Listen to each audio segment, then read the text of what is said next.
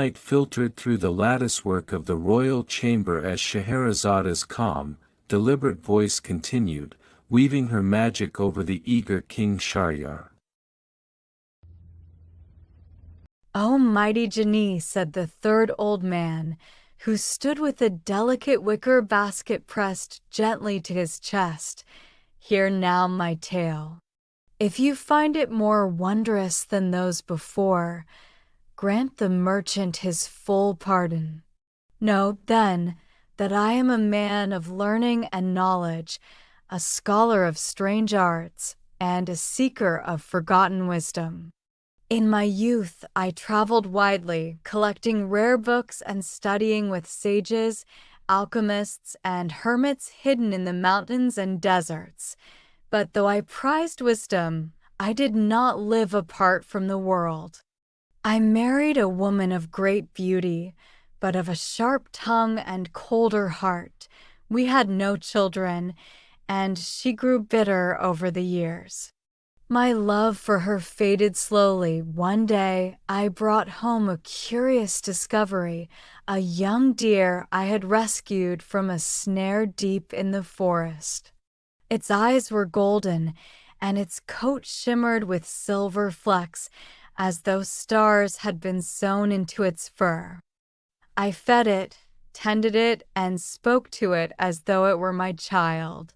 The deer followed me everywhere, silent and trusting. In time, I grew to love the creature more than I had ever loved my wife. My wife, seeing this, became consumed by jealousy. She suspected that there was magic in the deer, or perhaps that the deer was a secret I would not share.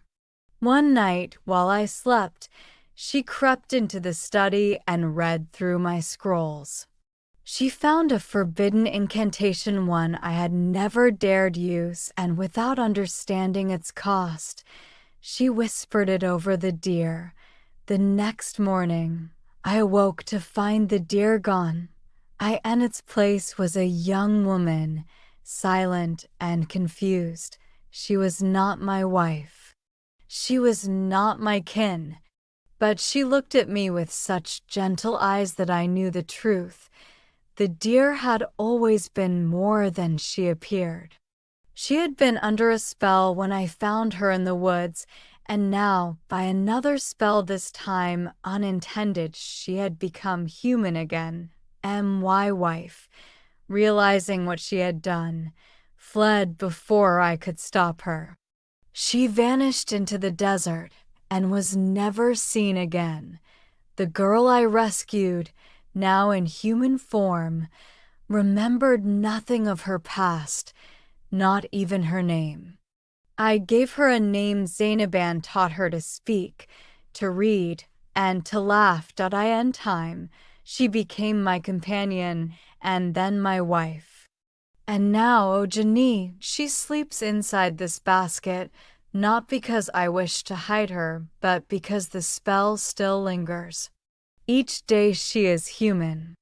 Each night she returns to the form of a deer.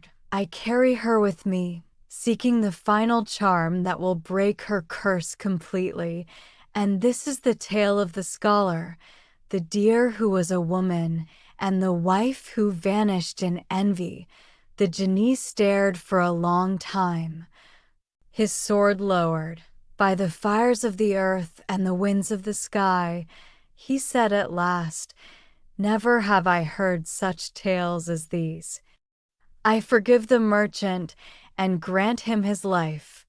With that, the Genie vanished like a storm retreating across the sand. The three old men bid the merchant farewell, and each went their own way. And as Scheherazada's voice fell silent for the night, King Shahryar lay wide awake, his mind spinning with the marvels he had just heard. What other wonders might she tell me tomorrow, he thought, and so he spared her life for one more night.